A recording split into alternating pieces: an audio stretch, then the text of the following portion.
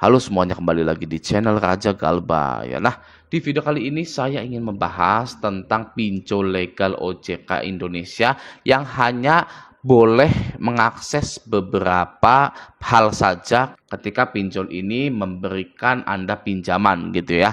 Jadi sudah sah bahwa pinjol-pinjol legal di Indonesia ini tidak bisa mengakses beberapa data-data Anda yang sensitif gitu ya. Nah, perihal ini saya dapatkan langsung dari OJK-nya gitu ya, masih dari Salinan Surat Edaran Otoritas Jasa Keuangan Republik Indonesia gitu. Langsung saja kita baca ya.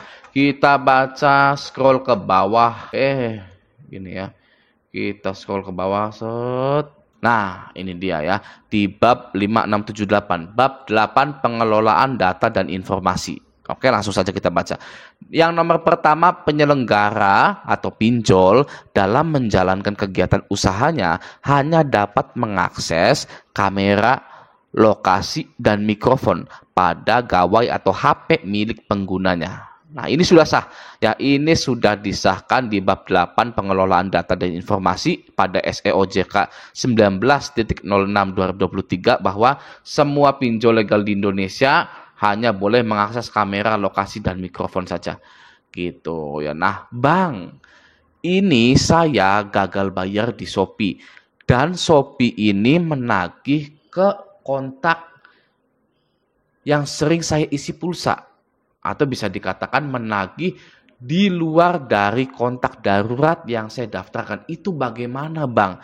Ya, kan nggak boleh nih. Udah jelas-jelas nggak boleh. Nah, coba bagi yang baru-baru saja galbay di Shopee, apakah Shopee ini masih mengakses atau menagih kontak-kontak di luar dari kontak Anda? Apakah sudah tidak? Gitu ya. Karena SEOJK ini disahkan pada 8 November gitu ya. Sebelum-sebelumnya itu hanya himbauan-himbauan atau statement-statement dari OJK-nya saja gitu ya. Belum diresmikan seperti ini gitu ya. Nah, kita harus lihat yang sekarangnya. Oke, kalau yang dulu-dulu ya sudahlah, kita ikhlaskan saja gitu ya. Toh tidak terlalu berpengaruh buruk pada kita, ya kan? Kita sekarang sudah galbay. Ya, sudah ditagih, sudah diteror dan ini itu gitu kan. Biasa saja kan?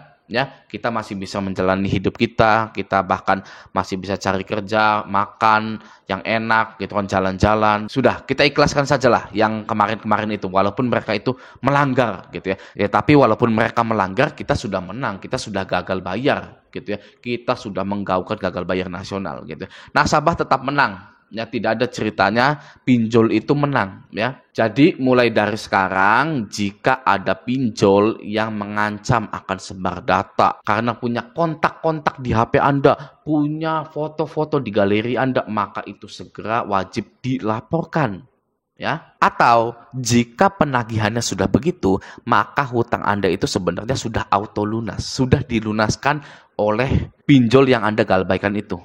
Ya, lalu yang menagih itu adalah pihak ketiga yang membeli data hutang Anda, gitu ya. Maka dari itu pengecekan slik OJK itu sangat penting sekali, ya. Bahkan harusnya bagi yang galbay itu setiap bulan, 1 bulan sekali atau 2 bulan sekali itu Anda cek. Jika Anda sudah mengecek beberapa kali slik OJK Anda, pasti Anda akan hafal. Slik OJK bulan ini dan bulan kemarin itu pasti berbeda. Ya, seperti itu ya. Jadi, maka dari itu pengecekan slik OJK itu sangat penting sekali gitu. Bang, situs IDEPku itu tidak bisa sama sekali diakses gitu kan. Saya kesusahan mau cek slik OJK. Nah, jalan satu-satunya sayang sekali Anda wajib ke kantor OJK-nya gitu ya. Anda jalan seperti orang yang sukses gitu kan, masuk ke kantor OJK gitu. Saya mau ngecek slik OJK saya gitu kan. Wes, galbay. Orang lain belum tentu berani galbay, tapi Anda berani galbay gitu kan. Orang lain masih jadi budak pinjol, masih ketakutan, masih panik, masih was-was gitu kan. Tapi Anda, waduh, sudah menjadi orang yang free gitu kan. Itu jarang bisa didapatkan oleh orang-orang lain gitu kan. Oh, wah, jadi ngalur ngidul ya saya ya. Padahal baru nomor 1 saja gitu kan. Oke, nah lanjut kita ke nomor 2 ya. Yang nomor 2 ini, penyelenggara atau pinjol tidak diperkenankan untuk menyebarkan seluruh data dan informasi pribadi pengguna kepada pihak lainnya.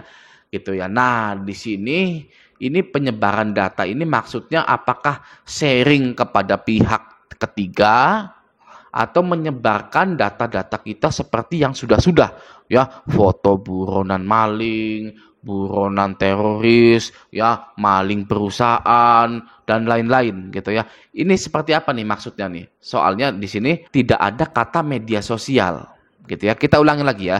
Penyelenggara atau pinjol tidak diperkenankan untuk menyebarkan seluruh data dan informasi pribadi pengguna kepada sosial media, misalkan gitu ya. Nah, itu baru penyebaran data, tapi ini pihak lainnya. Gitu ya. Nah, di sini bisa saya asumsikan bahwa penyebaran data informasi pribadi ini bukan penyebaran data yang sudah dilakukan oleh pinjol-pinjol ilegal saat ini. Yang bikin-bikin poster itu bukan ya, karena di sini kalimatnya pihak lainnya gitu. Ini bisa jadi pihak ketiga, pihak asuransi dan lain-lain gitu ya. Oke, selanjutnya yang nomor ketiga, ketentuan sebagaimana dimaksud pada angka 2 atau nomor 2 ini ya, itu dikecualikan dalam hal A, terdapat persetujuan tertulis dari pengguna dan atau B, terdapat pengecualian oleh ketentuan peraturan perundang-undangan gitu ya. Jadi pinjol ya tidak diperkenankan untuk menyebarkan seluruh data Anda. Tapi bisa dikecualikan jika terdapat persetujuan tertulis dari penggunanya atau dari nasabahnya gitu ya. Misalkan kebutuhan vs keamanan data pribadi ya. Kalau menurut Anda menang mana? Keamanan data pribadi apa kebutuhan? Makan, bayar sekolah, bayar listrik dan lain-lain ya. Jawabannya pasti menang kebutuhan daripada keamanan data pribadi. Ya, kenapa saya bisa bilang seperti itu? Karena di Indonesia banyak yang terjerat pinjaman online ilegal. Ya kan? Ya, pinjol ilegal itu sudah terang-terangan mengakses galeri kita, file manager, kontak-kontak, histori telepon dan lain-lain. Itu bisa terjadi karena kalah dengan kebutuhan kita. Jadi keamanan data pribadi itu nomor sekian sebenarnya gitu ya. Karena mungkin ada kebutuhan yang harus dipenuhi gitu ya. Nah, jadi di poin A ini terdapat persetujuan tertulis dari pengguna gitu. Misalkan Anda diwajibkan tanda tangan gitu ya. Nah, tanda tangan itu isinya adalah pengecualian penyebaran data ini gitu ya. Apakah Anda baca ketika Anda akan tanda tangan di pinjol itu? Tentunya tidak. Banyak yang tidak membaca perjanjian pinjaman pinjol tersebut ya. Yang penting tanda tangan, yang penting cair gitu kan. Nah, kalau sudah seperti itu sebenarnya ya kita bisa lihat atau kita bisa menyadari bahwa kita itu sebenarnya sudah siap menerima resiko apapun dari pinjol tersebut. Gitu ya. Toh hutang pinjol pada pasal 19 ayat 2 itu orang yang berhutang khususnya di pinjol itu tidak bisa dipidana. Gitu ya. Jadi kita asal tanda tangan saja. Ya. Nah, misal di kemudian hari data kita disebarkan kepada pihak lainnya, maka kita itu sudah siap secara mental menerima hal tersebut. Gitu ya. Kita nggak usah bahas yang ini, karena ini bukan penyebaran data di sosmed gitu ya. Tapi kita bahas apapun kita setujui. Perjanjian pinjaman pun kita tanda tangan. Berarti dari alam bawah sadar kita sebenarnya kita itu sudah siap akan resiko-resiko dari pinjol tersebut. Ya, yang penting tidak dipenjara. Ya kan, mau itu disebar data, mau itu nelpon kantor, nelpon kondar dan lain-lain, kita itu sebenarnya sudah siap. Nah, sifat itulah yang harus kita kedepankan jika kita itu gagal bayar di pinjol. Menurut Anda, kenapa Anda bisa bertahan sampai hari ini? Ya, padahal Anda sudah galbay. Karena sebenarnya Anda itu sudah siap untuk galbay dari awal pinjam di pinjol tersebut.